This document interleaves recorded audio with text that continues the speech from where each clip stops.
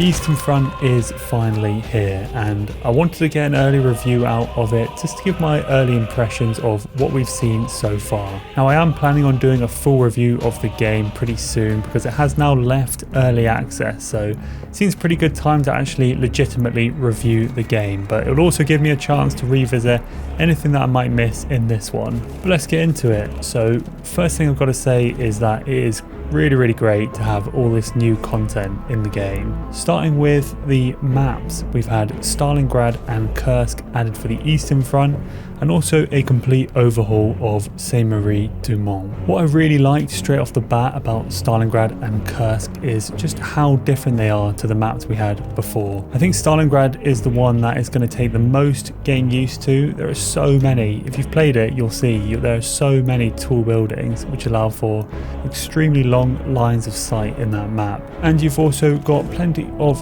rubble buildings which you can use to sneak around, and it basically ended up with me getting killed from a whole lot of different directions. There really didn't seem to be any kind of front line in that map, and I do quite like that. You don't want all the maps you play to be the same, and you don't want them all to play the same way, so I do quite like that Stalingrad did seem to be a bit different. However, what is such a shame for me, and I don't know if I care about this a bit too much because Hell Let Loose isn't all about the first person shooter perspective. There's a lot of tactical and strategic elements to it, so it's not all about how many kills you get, let's say, but I was really disappointed that Stalingrad released with performance issues, because I think one of the biggest issues that Hell Let Loose has and has had for a while is optimization, and they have said a few times that they are going to make performance a priority of the game. So when I played Stalingrad for the first time and was getting more stutters than I get in any other map, I've got to say I was really disappointed. I was hoping for an optimization boost with update 10, and so when I hopped on for the first time and got an FPS drop,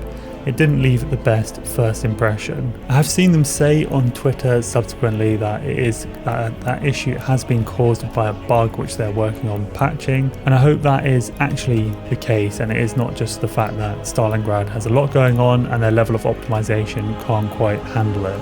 So we'll have to see in the next few days or weeks whether they're able to fix the issue. Personally, I would have preferred them just to delay the release to give them a bit of time to get it right, because my gut feeling is, looking at Stalingrad, is it wasn't really ready for release. They've pushed it out the door a little bit early just to make sure they meet the date that they stated previously. Kursk, on the other hand, the other Eastern Front map, which they've been working on for longer, it seems like it was much more polished, didn't have any issues with that. But I don't want to let this issue distract too much from some of the great work they've done. I don't want to just focus on this stutter issue on Stalingrad, because on the whole I am extremely happy with the new content. I don't think it's currently polished enough to be out of early access, but I do like that they're actually trying to progress the game rather than just keep hiding in early access like some other games tend to do nowadays.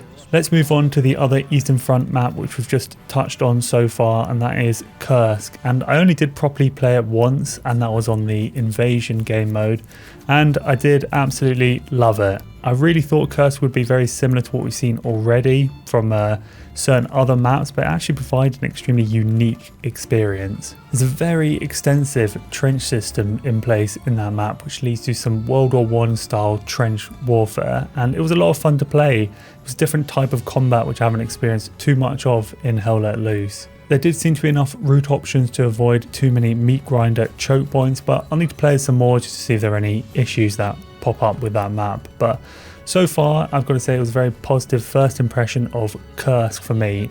It ran smoothly, it was a different type of combat, and all in all it was extremely immersive and gritty. The third map related thing is the Saint-Marie-du-Mont getting a complete rehaul. It's another map that I only played once, a full game on it once, and yeah, I liked it. It did seem completely different to me, so it was almost acting like a new map in itself, which was nice to see, a bit of extra new content for us. I like the change they made with it. Yeah, completely different.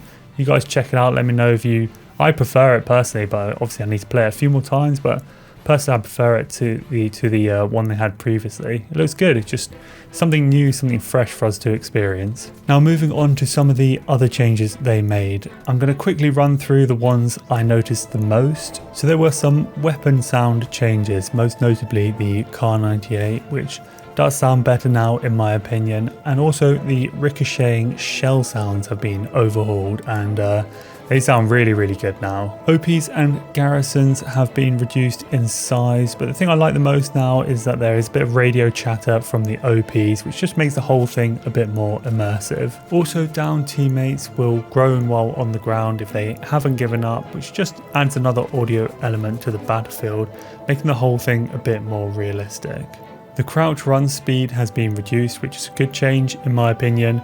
It means there's more of a purpose to running upright, because previously I would just crouch run everywhere because there wasn't that much of a speed difference and you're obviously less of a target. Apparently there's been an optimization change and I've probably been too fixated on the Stalingrad stutter to notice it, but hopefully there is an FPS boost at least on the other maps. Let me guys know if you've noticed anything like that. And finally, a pretty big node change. So nodes now provide a flat rate of +10 per minute per node, and when you capture a sector you get +25 all resources and the enemy loses +25 of all resources. Now this is an attempt to counter the steamrolls and it comes from a lot of community feedback, and personally I really like this change. All the games I've played on so far in update 10 have been pretty even, which is a good sign. There was a really big issue with, I think it was update 9 I guess, where they introduced it. Yeah, there was where you lose nodes, so there was a really big issue with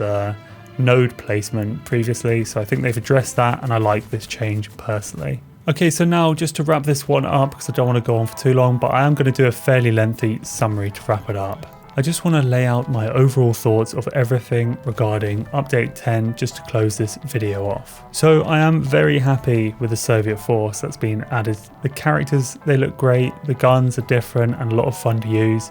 Actually at this point I should probably mention the Soviet 80 rifle here.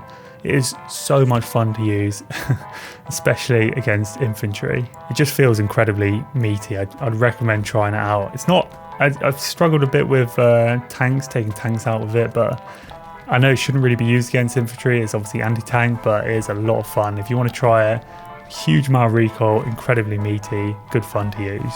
The maps that have been added are extremely different to what we had already, which is a massive positive.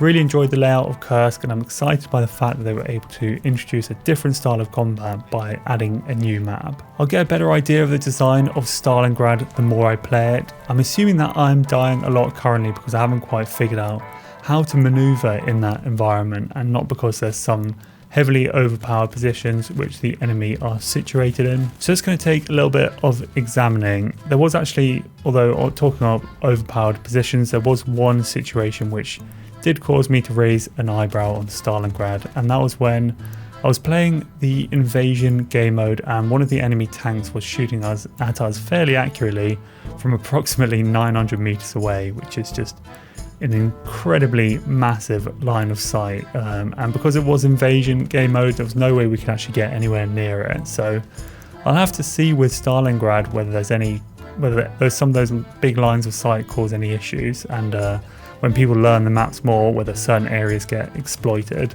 On Warfare though, I do like the chaotic nature of the map. I found that enemies are just scattered everywhere. It really does capture the essence of urban combat in my opinion. It is a shame about the performance of Stalingrad, but I think I probably maybe dwell on it a bit too much.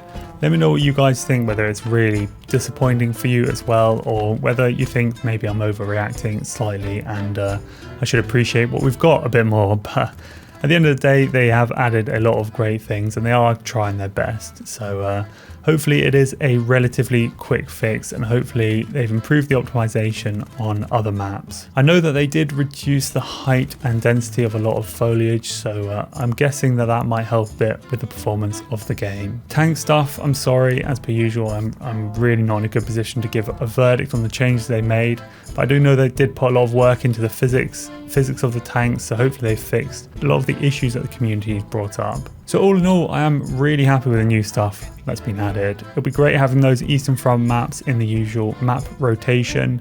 Really provides something different to what we've experienced before, and the overall content that is in Hell Let Loose currently is looking really good. I'm sure we will see a patch ironing out some of the bugs and issues that have been raised since the release of Update 10, and then we should be left with a truly excellent game. So that's it for this one, guys. I hope you enjoyed the video. I'm sure I've missed some important stuff out, so I apologize for that in advance. Let me know down below if you think I've missed anything out or what you guys have noticed, and if you like the video, please leave a like and also think about subscribing. Cheers, guys.